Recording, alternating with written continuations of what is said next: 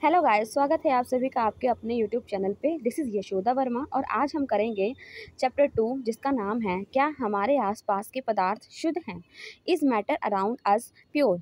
इससे पहले हमने चैप्टर 1 कंप्लीट कर लिया है जिसका नाम है हमारे आसपास के पदार्थ। ठीक है, मैटर इन आवर सराउंड। आज हम करेंगे उसके बारे में, जानेंगे कि क्या वो शुद्ध है, हमारे अकॉर्डिंग शुद्ध क्या होता है और साइंटिस्टों के अकॉर्डिंग शुद्ध क्या होता है। ठीक है, तो चलिए शुरू करते हैं। यहाँ देखो, यहाँ पर क्या है, मैं आपको जो है वर्ड टू वर्ड रीड करके समझाऊंगी। समझाने का तो मैं देखो डायरेक्ट भी समझा सकती हूँ कि मिश्रण क्या होता है, मिश्रण कितने प्रकार के होते हैं, समांगी मिश्रण क्या होता है, विषमांगी मिश्रण क्या होता है, कोलाइडी वगैरह, कोलाइड प्रदर्शन कब करते हैं। लेकिन क्या है, हम जो है वर्ड टू वर्ड रीड करेंगे ताकि चीज़ें जो हैं क्लियर हो जाएं, है ना, और दोबारा आपको इन चीज़ों को रीड करने की ज़रूरत ना पड़े। तो चलो शुरू करते हैं। हम कैसे जान सकते हैं कि बाज़ार से ख़रीदा हुआ दूध, घी, मक्खन, नमक, मसाला, मिनरल जल या जूस शुद्ध है। यहाँ पर देखो पैकेट लिखा हुआ है, इसमें क्या लिखा हुआ है, शुद्ध नमक, शुद्ध घी, शुद्ध दूध। तो इसके अकॉर्डिंग शुद्ध होता क्या है। रसोई में उपयोग की जाने वाली कुछ वस्तुएं ऐसी हैं जिसे हम शुद्ध कहते हैं, लेकिन वास्तविक रूप में अगर देखा जाए तो ये शुद्ध नहीं होता है। क्यों? क्योंकि इसमें जो है बहुत सारी चीज़ों का मिश्रण होता है। अगर हम दूध का एग्जाम्पल लेते हैं तो, या वाटर का ही देख लो, अगर वाटर का एग्जाम्पल लेते हैं तो वाटर का क्या होता है फॉर्मूला, H2O।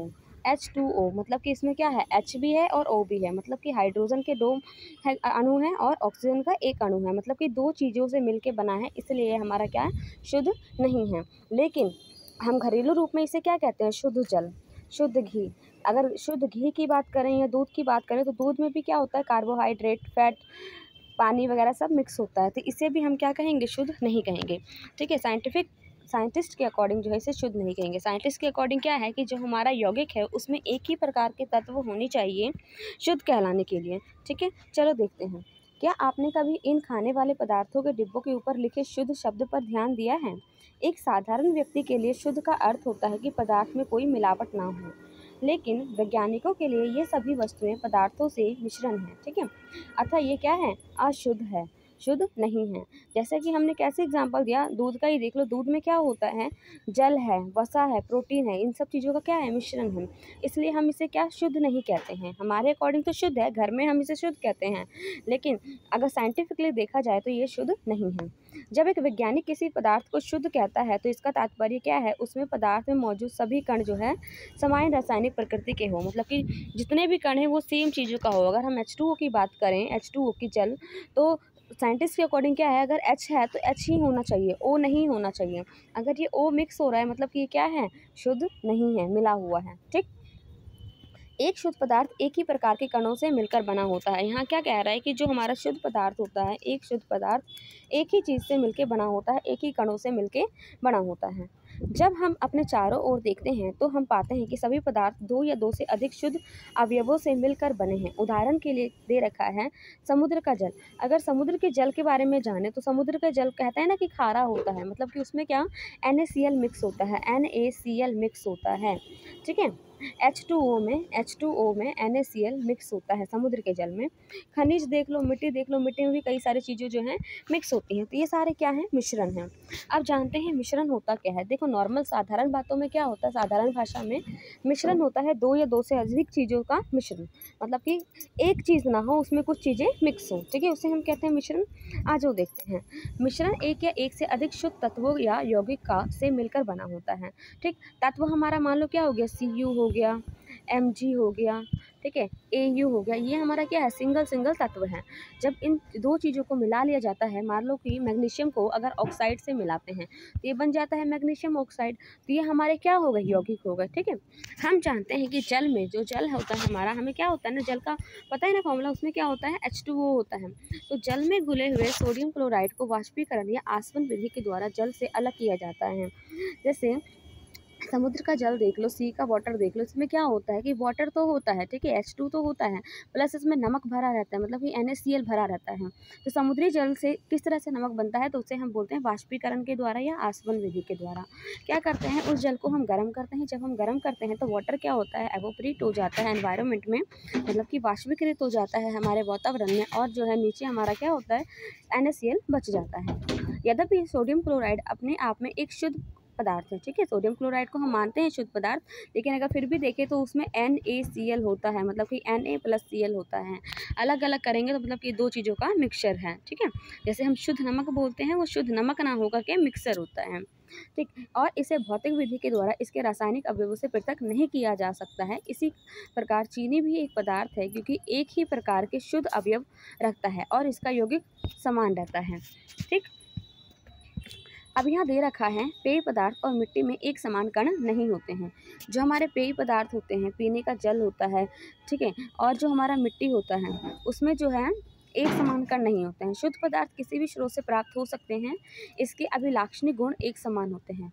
जो शुद्ध पदार्थ होते हैं वो किसी भी चीज़ से प्राप्त हो सकते हैं, लेकिन उसके जो गुण होते हैं वो एक समान होते हैं, मतलब जो प्रकृति वो दिखाते हैं सेम प्रकृति वो हर जगह दिखाएगा। इस प्रकार हम कह सकते हैं कि मिश्रण में एक से जो है अधिक शुद्ध पदार्थों का जो मिश्रण होता है।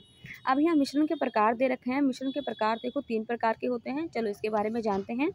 मिश्रण के प्रकार, अवयवों की प्रकृति के अनुसार विभिन्न प्रकार के मिश्रण का निर्माण होता है। इस तरह से मिश्रण के कई प्रकार होते हैं। देखो क्या है,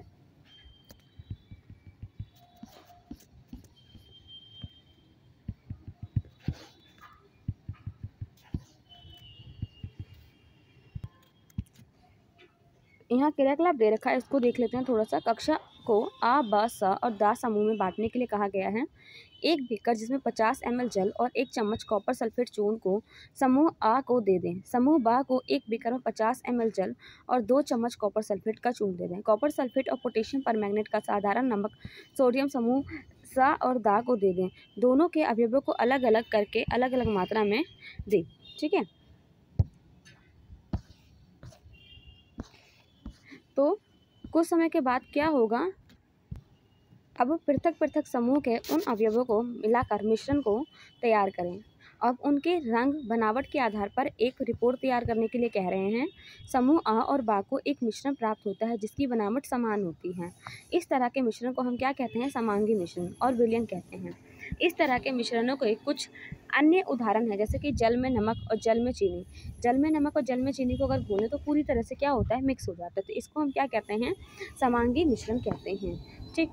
दो समूहों से प्राप्त घोल के रंगों की तुलना करें। अगर दो समूह से हमें प्राप्त होते हैं उसके रंगों की तुलना करें, तो यद्यपि दोनों समूह के पास कॉपर सल्फेट का घोल है, लेकिन क्या एक को हमने क्या दिया था, कम, और एक को हमने दिया था ज़्यादा। तो जिसको हमने कम दिया था उसके जो पानी का कलर होगा हल्का लाइट ब्लू होगा, और जिसको हमने ज़्यादा दिया था उसके जो है पानी का कलर डार्क ब्लू होगा, ठीक है।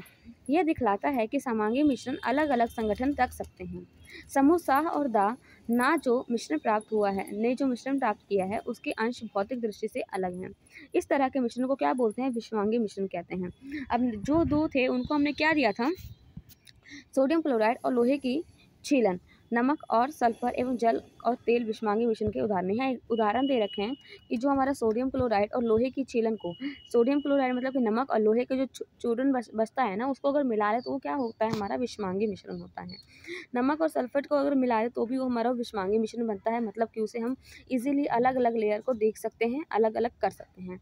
जल और तेल को मिलाएं तो ये भी हमारा क्या है, विषमांगी मिश्रण है। क्यों, क्योंकि इसमें अलग से लेयर नज़र आती है वाटर और ऑयल के बीच में, ठीक है।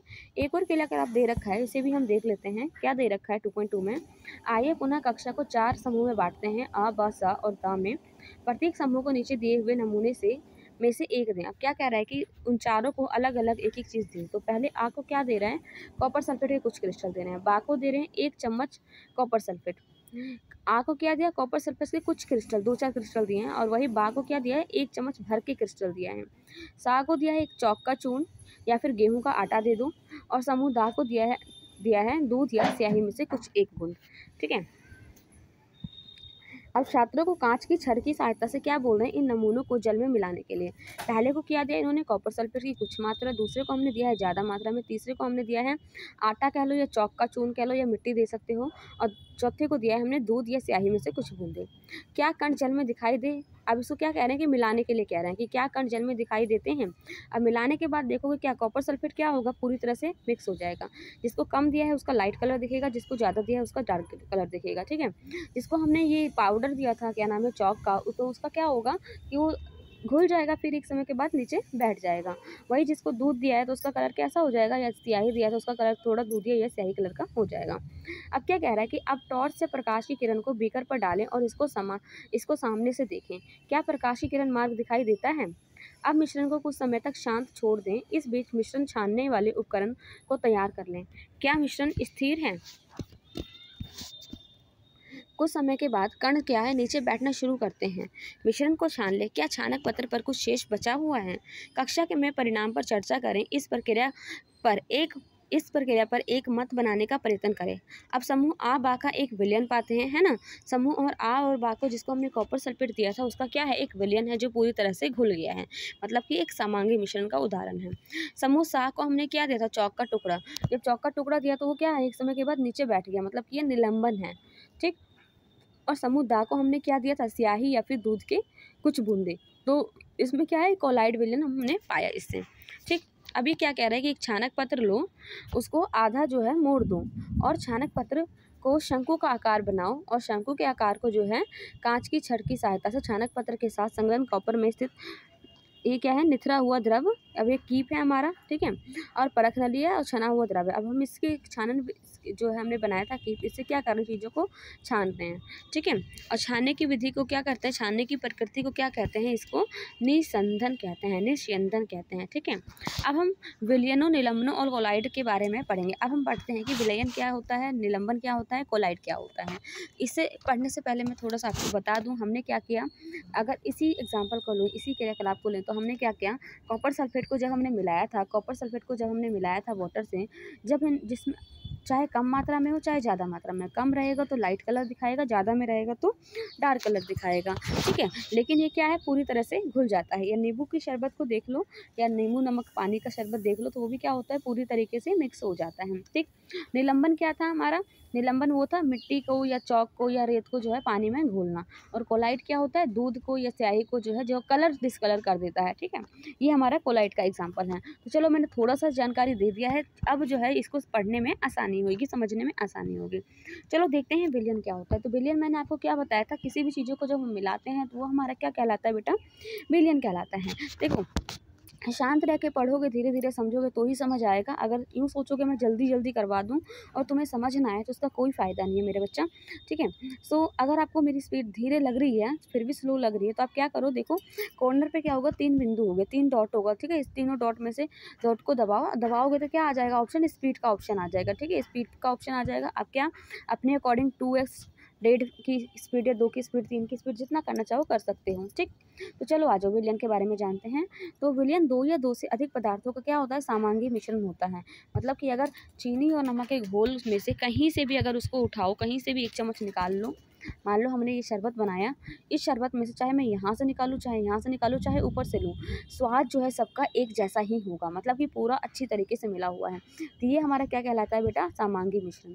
ठीक, आप प्रतिदिन बहुत प्रकार के विलयनों को देखते होंगे, जैसे कि नींबू जल हो गया, एग्जाम्पल दे रखा है समांगी मिश्रण का, ये आपको नोट डाउन करना है। जैसे नींबू जल हो गया, सोडा जल हो गया, विलयन, ये सारे क्या है, विलयन के उदाहरण हैं। प्राय हम जो है एक विलयन को ऐसे तरल पदार्थ के रूप में विचार करते हैं जिसमें क्या होता है, ठोस, द्रव और गैस मिले होते हैं। लेकिन प्रकृति में ठोस विलयन, मिश्र धातु और गैसीय विलयन वायु भी होते हैं। ठीक है, एक विलयन के कणों में सामांगिकता होती है। उदाहरण के लिए नींबू जल का स्वाद सदैव जो है समान रहेगा, है ना, नींबू जल का स्वाद जो है सदैव समान रहेगा। यह दर्शाता है कि इस विलयन में चीनी और नमक के जो कण हैं वो समान मात्रा में वितरित हैं। ठीक, अब यहाँ पे मिश्र धातु के बारे में दे रखा है कि मिश्र धातु क्या है। ये धातुओं के समांगी मिश्रण होते हैं, ठीक है। धातु के क्या होते हैं, समांगी मिश्रण होते हैं, जिन्हें भौतिक क्रिया के द्वारा अवयवों से पृथक नहीं किया जा सकता है, लेकिन फिर भी मिश्र धातु को मिश्रण माना जाता है, क्योंकि वे अपने संगठकों से या घटकों के गुणों को दर्शाते हैं और अलग अलग संगठक रखते हैं। उदाहरण के लिए दे रखा है, पीतल और जिंक को मिलाया जाए, पीतल और जिंक को मिलाया जाए, जिसमें क्या है 30% पीतल है और 70% क्या है, कॉपर को मिलाते हैं, तो क्या होता है, ये अपनी जो है ना क्वालिटी को बनाए रखता है। बेशक ये मिश्रण, लेकिन अपने गुण को ये छोड़ता नहीं है, इसलिए ये कहलाता है मिश्रण। जैसे कि सोना को अगर ले लो, तुम सोना को ले लो, सोना को पता है क्या, ऐसे तुम यूज़ नहीं कर सकते। अगर ऐसे ही सोना यूज़ करोगे क्या हो जाएगा, वो टूट जाएगा, ठीक है, वो क्या हो जाएगा, टूट जाएगा। तो इसमें क्या होता है, मिलाया जाता है, मिक्स किया जाता है दूसरे धातु को, जिससे हमारा ये सोना क्या कठोर हो पाता है, ठीक है। और नॉर्मल जो सोना होता है हमारा, जो प्योर सोना होता है, उसको हम इजीली जो है मोड़ सकते हैं अपने हाथों से, जैसे कागज़ को मोड़ लेते हो, ठीक है। चलो आ जाओ, किसी विलयन को दो भागों विलायक और विलेय में बांटा जाता है। अब देखो विलायक और विलेय क्या होता है बेटा, जो कम मात्रा में होता है वो हमारा विलेय होता है, और जो ज़्यादा मात्रा में होता है वो हमारा विलायक होता है। मतलब कि अगर हम सॉल्ट को मिला रहे हैं या शुगर को मिला रहे हैं, तो ये हमारा सॉल्ट या शुगर क्या है, विलेय है। और किस में मिला रहे हैं, तो वाटर में मिला रहे हैं, तो वाटर हमारा क्या है, विलायक है, ठीक है। आशा करती हूँ आपको ये चीज़ समझ आ गया हो, ठीक है। चलो आ जाओ आगे। जो कम मात्रा में वो हमारा विलेय है, जो हमारा ज़्यादा मात्रा में वो हमारा विलायक है। वाटर हमारा विलायक है, सॉल्ट हमारा विलेय है, ठीक है। विलयन का जो घटक है, जिनकी मात्रा दूसरे से अधिक होती है, जो दूसरे घटक को विलयन में मिलाता है, वो विलायक कहलाता है, ठीक। और विलयन का वह घटक जो कम मात्रा में होता है, वो क्या कहलाता है, विलेय कहलाता है। मैंने आपको बता दिया है ना। अब आ जाओ, उदाहरण दे रखा है यहाँ पे, कुछ उदाहरण भी आपको याद करने पड़ेंगे, ठीक है। उदाहरण दे रखा है, चीनी और जल का विलयन एक तरल घोल में ठोस का उदाहरण है, ठीक है। तरल घोल में ठोस का उदाहरण है, जिसमें चीनी हमारा क्या है, विलेय है, और जल हमारा विलायक है, ठीक। अब यहाँ दे रखा है दूसरा, आयोडीन और अल्कोहल का विलयन, जिसे टिंचर आयोडीन के नाम से जाना जाता है। इसमें आयोडीन हमारा क्या है, कम मात्रा में मिला रहे हैं 2-4 बूंद, और अल्कोहल हमारा क्या है, विलायक है, जिसमें जिसकी मात्रा अधिक है। वात युक्त पेय जैसे सोडा जल हो गया, हमारा कोक हो गया, तरल विलयन में गैस के रूप में होता है, जिसमें कार्बन डाइऑक्साइड गैस हमारा क्या है, विलेय होता है, और जल हमारा विलायक होता है। तभी ना ये कोक वगैरह में क्या होता है, प्रेशर पड़ता है, ठीक। वायु गैस में गैस का विलयन है, वायु जो हमारे गैस में गैस का विलयन है, ये मुख्यतः 2 घटक से बना है, एक हमारा है ऑक्सीजन, दूसरा है नाइट्रोजन। ये क्या है, समांगी मिश्रण है, ठीक है। समांगी मिश्रण है कि इसकी मात्रा जो है हर जगह एक जैसा है, मतलब कि बराबर मात्रा में है, ठीक। नाइट्रोजन का वायु में विलायक कहा जाता है। अब देखो क्या है, नाइट्रोजन हमारा अधिक मात्रा में है और ऑक्सीजन कम मात्रा में है, तो हमारा ऑक्सीजन क्या हो जाएगा, विलेय हो जाएगा, और नाइट्रोजन हमारा क्या हो जाएगा, विलायक हो जाएगा, ठीक है। वायु में दूसरी गैसें बहुत कम मात्रा में उपलब्ध होती हैं, बाकी जो आर्गन, नियोन वगैरह होती हैं वो बहुत ही कम मात्रा में स्थित होती हैं। अब देखो यहाँ पर क्या दे रखा है बेटा, विलयन के गुण के बारे में बता रखा है कि विलयन के क्या गुण हैं, विलयन की क्या क्वालिटी हैं, तो उसके बारे में थोड़ा सा जान लेते हैं। विलयन एक क्या है, समांगी मिश्रण है, मतलब कि इसकी जो है मात्रा सब में बराबर होती हैं।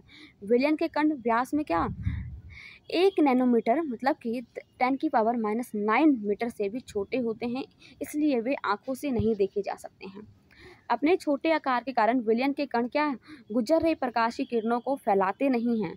इसके कण इतने छोटे हैं ना, इससे क्या होता है, ये जो गुजर रही प्रकाश की किरणों को फैलाते नहीं हैं, इसलिए विलयन में प्रकाश का मार्ग दिखाई नहीं देता है।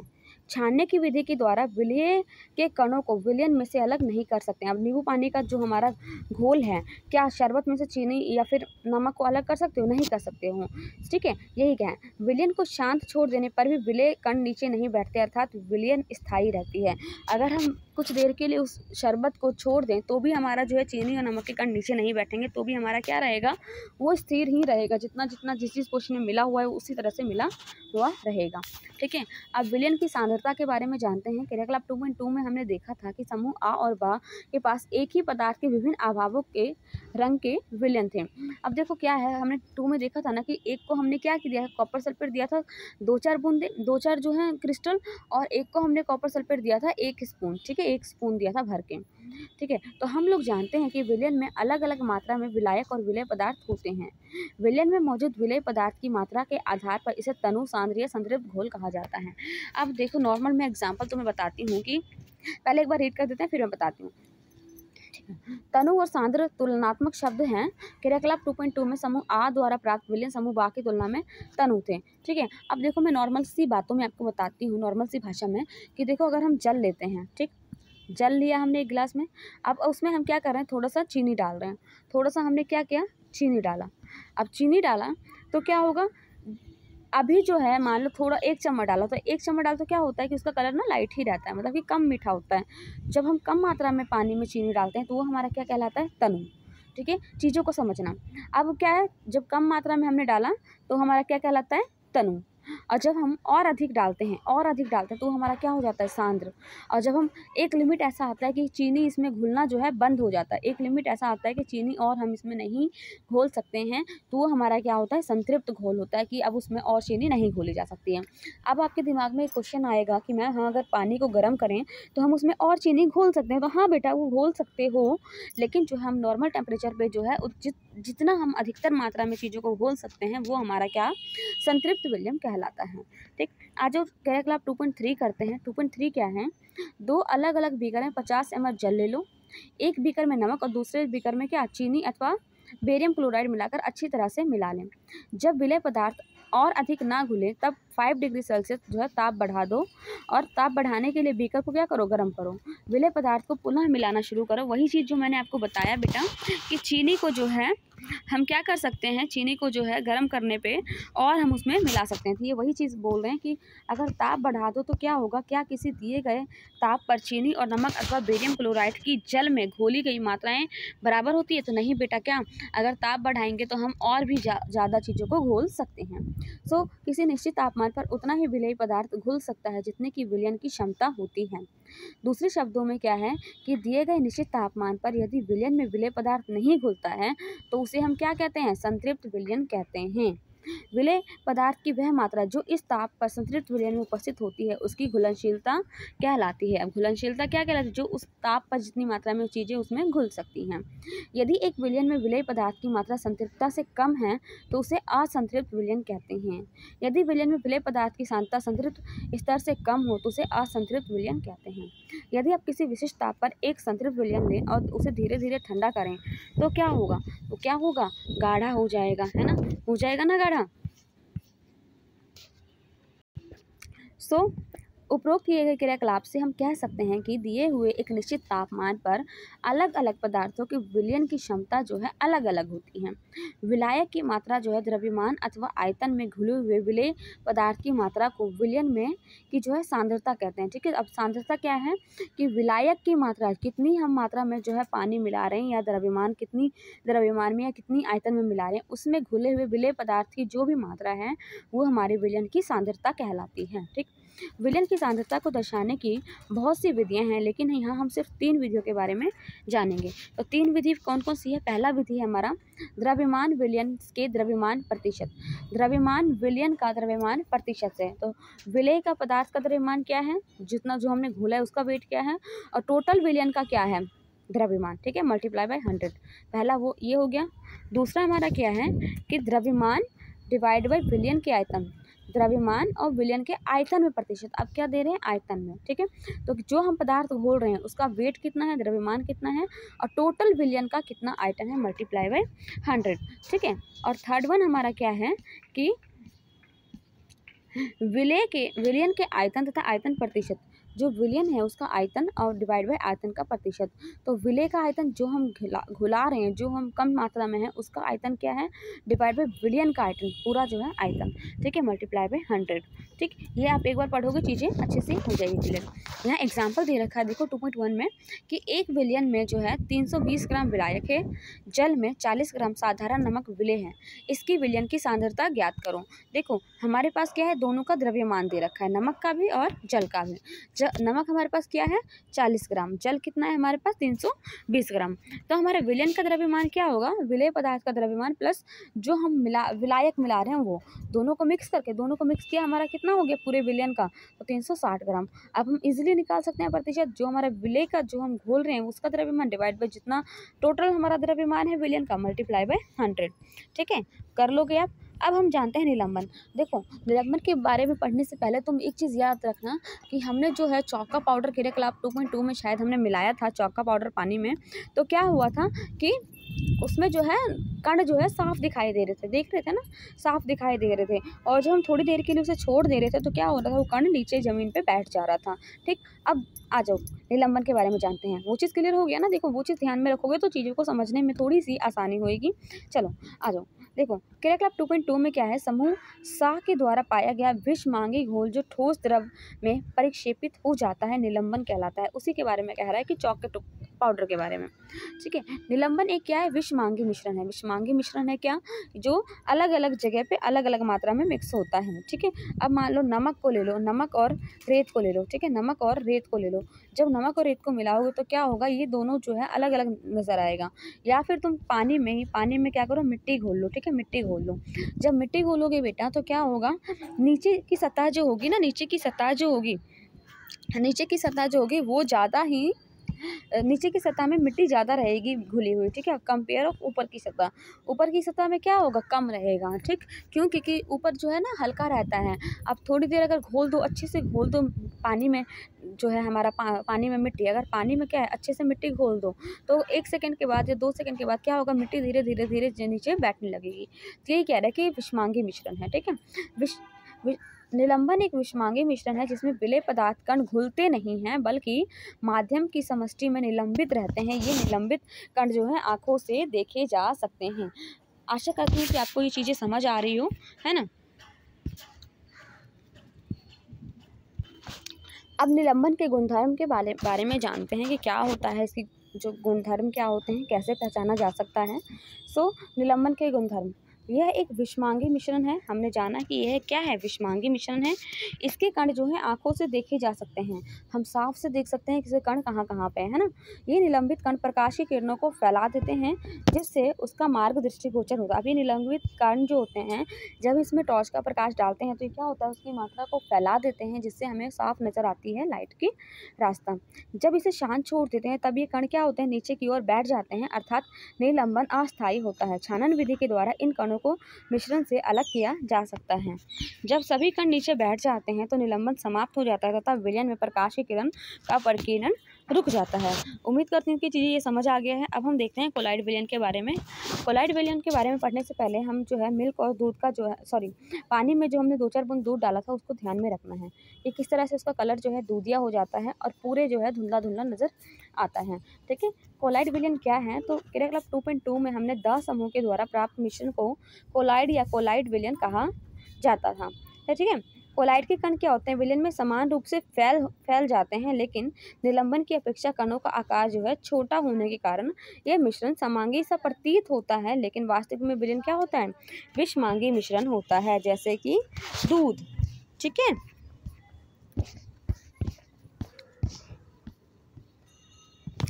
कोलाइड के कणों के छोटे आकार के कारण हम इसे जो है आंखों से नहीं देख पाते हैं, लेकिन ये कण प्रकाश की किरण को आसानी से फैला देते हैं। जब हम इस पर लाइट डालते हैं ना तो ये प्रकाश की किरण को पूरी तरह से फैला देते हैं, जैसा कि आप नीचे एग्जाम्पल में देख सकते हो।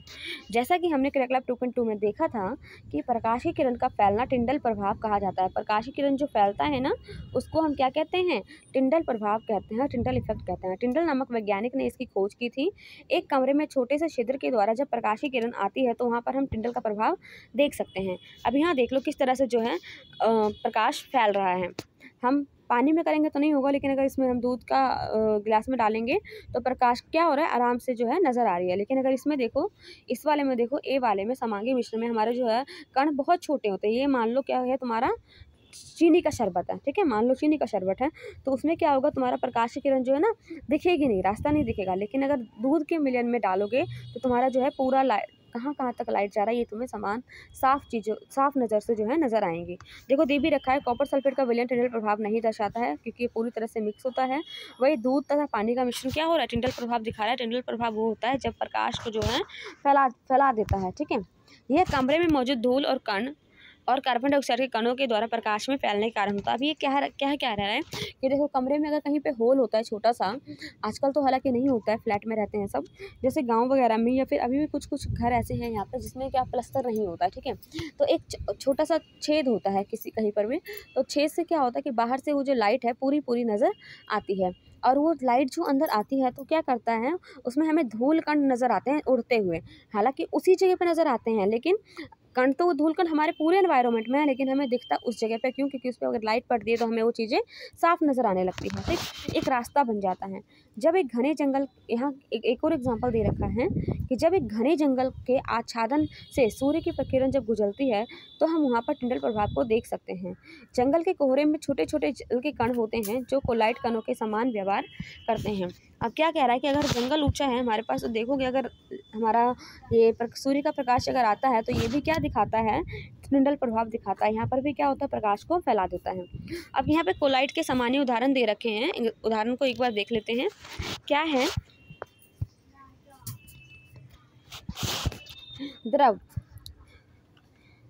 द्रव और गैस, ये हमारा को जब मिलाते ही हमारा क्या बनता है, एरोसोल बनता है। एग्जाम्पल दे रखा है कोहरा, बादल और कुहासा। ठोस और गैस को जब मिलाते हैं तो ये हमारा क्या बनता है, एरोसोल बनता है, जैसे धुआं, स्वाचित वाहन का निथान, ठीक है। गैस और द्रव को जब हम मिलाते हैं तो हमारा क्या बनता है, फॉर्म बनता है। एग्जाम्पल दे रखा है शेविंग क्रीम।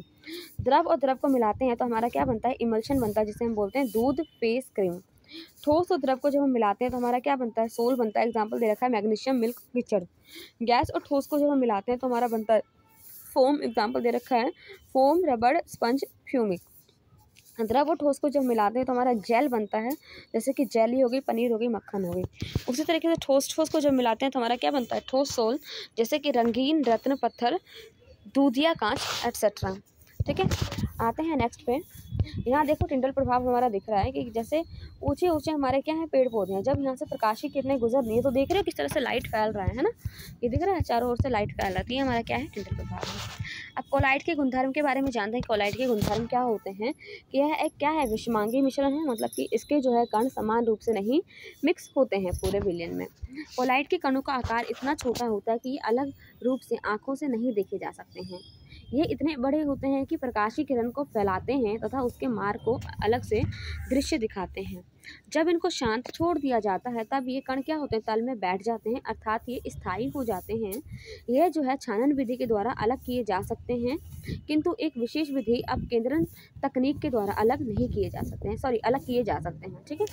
अब यहाँ पर देखो क्या दे रखा है कि कोलाइड विलयन परिक्षिप्त परावस्था अथवा परिक्षेपण माध्यम से बनाता है, ठीक। विलेय पदार्थ की तरह का घटक या परिक्षिप्त कण जो कि कोलाइड रूप से रहता है उसे हम क्या बोलते हैं, डिस्पर्स्ड फेस या फिर परिक्षिप्त परावस्था कहते हैं, तथा घटक जिसमें परिक्षिप्त परावस्था निलंबित रहता है उसे हम क्या बोलते हैं, परिक्षेपण माध्यम, मतलब कि डिस्पर्सिंग मीडियम। कोलाइड को परिक्षेपण माध्यम जैसे कि ठोस, द्रव तथा गैस की अवस्था और परिक्षिप्त परावस्था के अनुसार वर्गीकृत किया जाता है। सारणी 2.1 में कुछ उदाहरण दिए गए थे जो हमने अभी पढ़ लिया है, ठीक है। अभी यहाँ हम देखते हैं 2.3 के बारे में क्या है, कह रहा है कि भौतिक एवं रासायनिक परिवर्तन की क्या होता है, भौतिक परिवर्तन क्या होता है, रासायनिक परिवर्तन। देखो भौतिक क्या होता है, अगर मान लो जिसको हम नॉर्मल अपने हाथों से सही कर सकते हैं, अलग कर सकते हैं, वो हमारा क्या होता है, भौतिक। और जिसमें हम केमिकल रिएक्शन से हमें चीज़ों को अलग करना पड़ता है वो क्या होता है, रासायनिक, ठीक है। अब देखो पिछले अध्याय में हमने पदार्थ के भौतिक और गुण के बारे में अध्ययन किया था, है ना। चैप्टर 1 में हमने क्या किया था, भौतिक पदार्थ गुणों के बारे में हमने जाना था। ऐसे गुण जिसका हम अवलोकन एवं वर्णन कर सकते हैं कि रंग, कठोरता, दृढ़ता, बहाव, घनत्व, द्रवनांक, क्वथनांक इत्यादि को हम क्या कहते हैं, भौतिक गुण कहते हैं। अवस्थाओं का अंतः रूपांतर एक भौतिक परिवर्तन है। अवस्था का जो रूपांतर हो रहा है वो हमारा क्या है, भौतिक परिवर्तन है, क्योंकि यह परिवर्तन पदार्थों के संगठन में बिना परिवर्तन किए होते हैं और उनकी रासायनिक प्रकृति में कोई भी परिवर्तन नहीं होता है। रासायनिक स्ट्रक्चर जो है सेम रहता है। यद्यपि बर्फ जब जल और वाष्प अलग अलग दिखते हैं और ये भिन्न भिन्न भौतिक गुणों को दर्शाते हैं, लेकिन ये रासायनिक रूप से जो है समान होते हैं। ठीक है, मतलब H2O ही होता है सब में। जल तथा खाना पकाने वाले तेल दोनों ही हमारे क्या हैं, द्रव हैं, लेकिन इसके रासायनिक गुणधर्म जो हैं अलग हैं। इनकी गंध और ज्वलनशीलता में भी अंतर है। हम जानते हैं कि तेल हवा में जलता है, जबकि जल जो है आग को बुझाता है। तेल का यह रासायनिक गुण जल से इसे अलग करता है। जलना एक रासायनिक परिवर्तन है। जलना क्या है, एक रासायनिक परिवर्तन है। जलने की प्रक्रिया में क्या होता है कि एक पदार्थ से दूसरे से क्रिया करके एक अपने रासायनिक संगठन में परिवर्तन लाता है। रासायनिक परिवर्तन पदार्थ के रासायनिक गुणधर्मों में परिवर्तन लाता है तथा हम नया पदार्थ पाते हैं। रासायनिक परिवर्तन को रासायनिक प्रतिक्रिया भी कहा जाता है। जो रासायनिक परिवर्तन होता है हम उसे क्या बोलते हैं, रासायनिक प्रतिक्रिया भी कहते हैं। अब देखो क्या है यहाँ पे, मोमबत्ती के जलने की प्रक्रिया में भौतिक एवं रासायनिक दोनों परिवर्तन होते हैं। क्या आप इसको पहचान सकते हो? अब देखो, जब मोमबत्ती जलता है, जब हम मोमबत्ती को जलाते हैं तो हमारा क्या होता है, रासायनिक प्रक्रिया होता है। जब मोमबत्ती गल के दोबारा अपने जम जाता है लास्ट में, वो हमारा क्या कहलाता है, भौतिक प्रक्रिया। ठीक है, अब यहाँ पर देखो शुद्ध पदार्थों के क्या प्रकार हैं, इसके बारे में जानते हैं कि शुद्ध किसे कहते हैं। तो शुद्ध क्या होता है, मैंने आपको बताया था शुरू में, शुद्ध पदार्थ क्या होते हैं, जो एक ही एलिमेंट के बने हो। ठीक है, एक ही एलिमेंट के बने हो, जिसमें मिक्सर ना हो, दो पदार्थ ना मिले हो, वो हमारे क्या होते हैं, शुद्ध होते हैं। मतलब कि एक ही तत्व के बने हों। सो पदार्थों को उनके रासायनिक संगठन के आधार पर तत्व और यौगिक में बांटा गया है। तत्व क्या होता है, रॉबर्ट बायल पहले वैज्ञानिक थे जिन्होंने सन 1661 में सर्वप्रथम तत्व शब्द का प्रयोग किया। फ्रांस के रसायनज्ञ एंटोनी लॉरेंस लवाइजिए सन 1743 से 1794 ने सबसे पहले तत्व की परिभाषा को प्रयोग के द्वारा प्रतिपादित किया।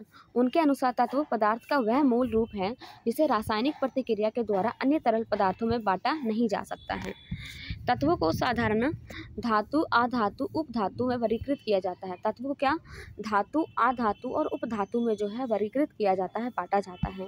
प्राय दिए हुए निम्न उदाहरण में से सभी को कुछ को प्रदर्शित करती हैं। ठीक है, आज इसके बारे में जानते हैं। ये देखो धातु के बारे में बता रहा है कि धातु के कुछ गुणधर्म क्या हैं। ठीक है, सो धातु क्या होती हैं, चमकीली होती हैं। ठीक है, ये चांदी जैसी सफ़ेद या सोने की तरह पीले रंग की होती हैं। धातु क्या होती है, चमकीली होती है, या तो चांदी की तरह सफ़ेद हो सकती है, सोने की तरह पीले हो सकती है। ठीक है, ये ताप तथा विद्युत की सुचालक होते हैं। इलेक्ट्रिसिटी और जो हमारा ये हीट है, इसका क्या होता है, सुचालक होता है। ये तन्नी होती है, मतलब कि इसको जो है तार के रूप में पीटा जा सकता है, खींचा जा सकता है। ये आध्यात्वर्धनीय होती है, मतलब कि इसको पीट कर महीन चादर में ढाला जा सकता है। ये प्रतिध्वनिपूर्ण होती है, मतलब कि इसमें हमारी आवाज़ होती है। एग्जाम्पल दे रखा है कि सोना हो गया, चांदी हो गया, तांबा, लोहा, सोडियम, पोटेशियम इत्यादि धातु के हमारे उदाहरण हैं। पारा धातु होते हुए भी क्या है, कमरे के ताप पर द्रव की अवस्था में पाया जाता है। पारा जो है धातु होते भी कमरे के ताप में द्रव की अवस्था में पाया जाता है। अब यहाँ आधातु के बारे में दे रखा है कि आधातु के निम्न गुणधर्म में प्राय कुछ को या सभी इस तरह से प्रदर्शित करते हैं। क्या प्रदर्शित करते हैं, ये विभिन्न रंगों की होती है। ठीक है, ताप और विद्युत की कुचालक होती है। ताप और विद्युत की क्या होती है, कुचालक होती है। ये चमकीली होती है, प्रतिध्वनिपूर्ण अथवा आघातवर्धनीय नहीं होती। ना तो ये चमकीली होती है, ना प्रतिध्वनि, ना ही इसमें आवाज़ होता है, ना ही इसको ताना जा सकता है। ठीक है, एग्जाम्पल दे रखा है, हाइड्रोजन हो गया, ऑक्सीजन हो गया, आयोडीन हो गया, कार्बन हो गया, कोक, ब्रोमीन, क्लोरीन इत्यादि जो है आधातु के उदाहरण दिए हुए हैं। कुछ तत्व धातु और आधातु के बीच के गुणों को दर्शाते हैं, जिन्हें हम क्या कहते हैं, उपधातु कहते हैं या मेटालॉइड कहते हैं। जैसे हमारा दे रखा है बोरोन, सिलिकॉन, जर्मेनियम इत्यादि, ये सारे हमारे क्या हैं, उपधातु हैं। यहाँ क्या दे रखा है, थोड़ा सा इसके बारे में जाने कि अभी तक ज्ञात तत्वों की संख्या कितनी है, 100 से अधिक है। इनमें से 92 तत्व जो है प्राकृतिक हैं, जबकि शेष मानव निर्मित है। ठीक है, 92 तत्व जो है प्राकृतिक रूप से पाए जाते हैं और बाकी जो 8 है वो मानव निर्मित हैं। ठीक है, अधिकतर तत्व क्या होते हैं, ठोस होते हैं। 11 तत्व कमरे के ताप पर गैस अवस्था में, 11 तत्व ऐसे हैं जो कमरे के ताप पर क्या है, गैस अवस्था में है। 2 तत्व जो है पारा है तथा ब्रोमीन कमरे के ताप पर द्रव है। जो तत्व हमारे क्या है, पारा और ब्रोमीन, ये हमारे कमरे के ताप पर क्या है, द्रव अवस्था में पाया जाता है। गैलीलियम तथा सीजियम तत्व कमरे के तापमान 303 केल्विन से कुछ अधिक तापमान पर द्रव अवस्था ले लेते हैं। ठीक है, इसके बारे में जाना। अब हम आते हैं नेक्स्ट पेज पे। नेक्स्ट पेज हमारा क्या कहता है, यहाँ पर हम जानेंगे यौगिक के बारे में। ठीक है, यहाँ क्या जानेंगे हम, यौगिक के बारे में। सो बेटा, यौगिक क्या होता है, देखो एक यौगिक वह पदार्थ है जो कि दो या दो से अधिक तत्वों के नियत अनुपात में रासायनिक तौर पर संयोजन से बनता है। जैसे कि मान लो MgO ले लो, मैग्नीशियम में जब हम ऑक्साइड मिलाते हैं तो हमारा क्या बन जाता है, MgO। तो ये हमारा क्या कहलाएगा, यौगिक। ठीक है। अब मान लो हाइड्रोजन में जब हम ऑक्सीजन मिलाते हैं तो हमारा क्या बन जाता है, H2O। तो ये हमारा क्या है, यौगिक है। मान लो Na में हम सोडियम में जब हम क्लोराइड मिलाते हैं तो हमारा क्या बन जाता है, NaCl। तो ये हमारा क्या है, सारा यौगिक है। ठीक है, यौगिक के एग्जाम्पल हैं। आई होप की चीज़ें आपको समझ आ गई होगी। आते हैं नेक्स्ट। देखो, जब दो या दो से अधिक तत्व आपस में मिलते हैं तब हम क्या पाते हैं कि भैया वो मिक्सचर कहलाता है। यहाँ एक क्रियाकलाप दे रखा है 2.4, इसके बारे में थोड़ा सा हम जानते हैं क्या है, कह रहा है। कक्षा को दो समूह में विभक्त करें, दो समूह में बांटो। दोनों समूहों को 50 ग्राम लोहे का चूर्ण और 3 ग्राम सल्फर एक चीनी मिट्टी की प्याली में दे दो। 50 ग्राम लोहे का चूर्ण और 3 ग्राम सल्फर दे दो एक चीनी मिट्टी के प्याले में। ठीक है। अब यहाँ क्या रखा है, लोहे के चूर्ण और सल्फर पाउडर को पीस कर मिलाएं। लोहे के चूर्ण और सल्फर पाउडर को क्या करो, पीस लो और फिर पीस के दोनों को मिलाओ।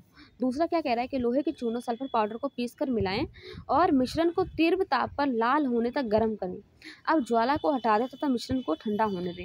और तीसरा क्या कह रहा है कि प्राप्त सामग्री में चुंबकीय गुण की जांच करें कि क्या उसमें चुंबकीय गुण है।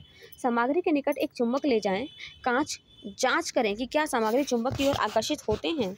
दोनों समूहों के द्वारा प्राप्त सामग्री के रंग और बनावट की तुलना करने के लिए कह रहा है।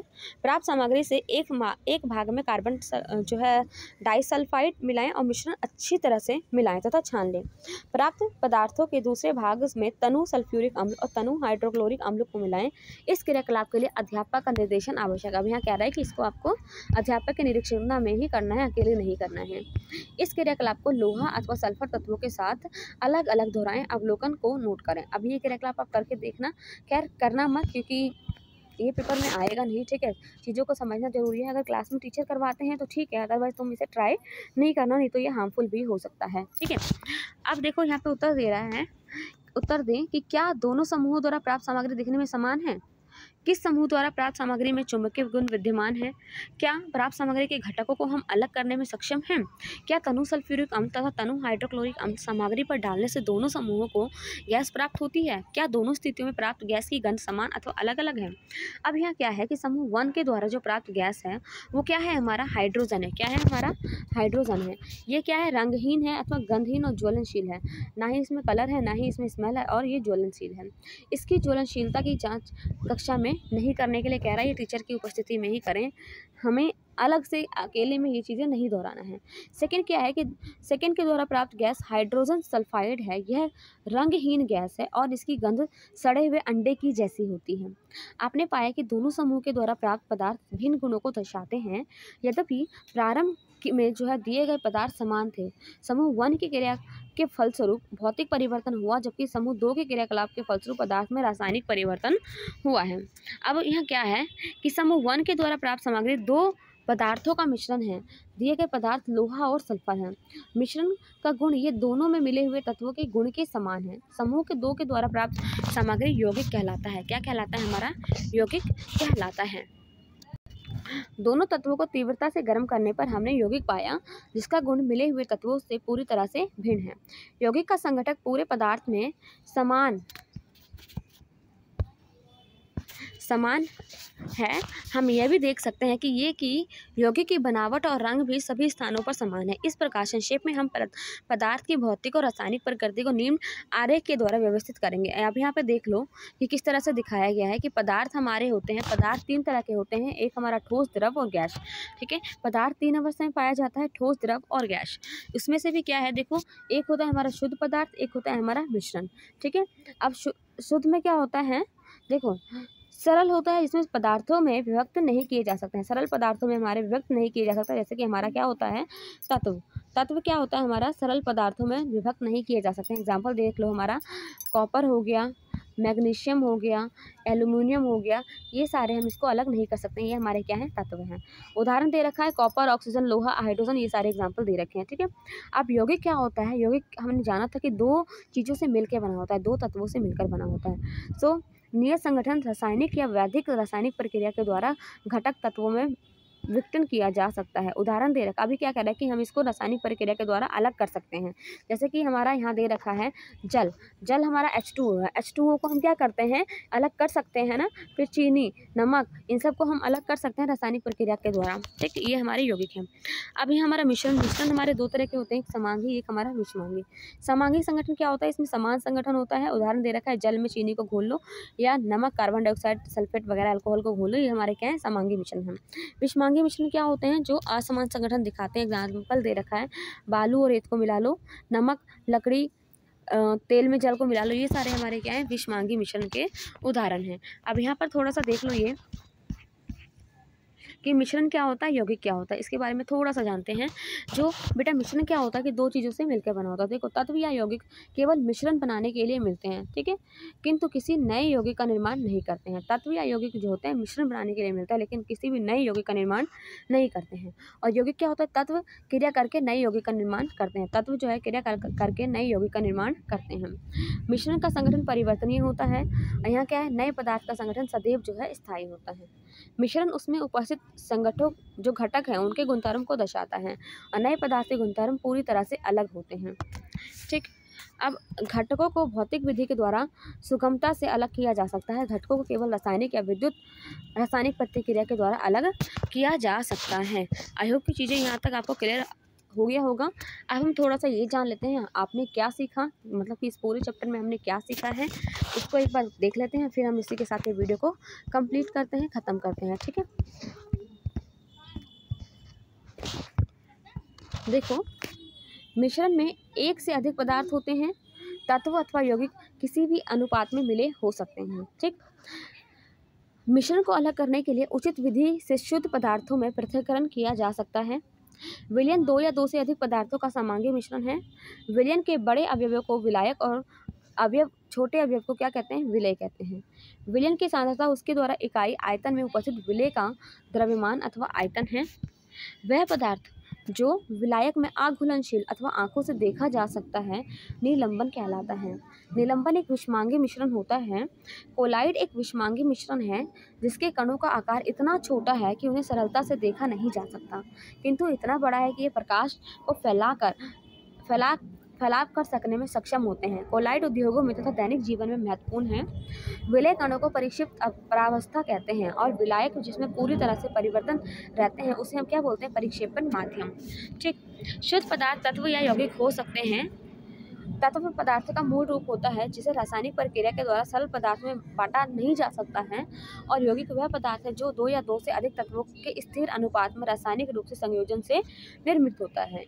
यौगिक के गुण उनमें निहित तत्वों के गुणों से अलग होते हैं, जबकि मिश्रण में उपस्थित तत्व और यौगिक आपस में जो है उनके गुण समान होते हैं। इसी के साथ हमारा क्या होता है बेटा, चैप्टर कंप्लीट होता है। ठीक है, अब मिलेंगे नेक्स्ट चैप्टर में नए टॉपिक के साथ, ठीक है, नई वीडियो में नए चैप्टर के साथ। जब तक के लिए हंसते रहिए, मुस्कुराते रहिए। अगर वीडियो पसंद आई हो तो चैनल को लाइक करें, वीडियो को लाइक करें, चैनल को सब्सक्राइब करें और ज़्यादा से ज़्यादा लोगों को शेयर करें। Till then have a nice day, thank you.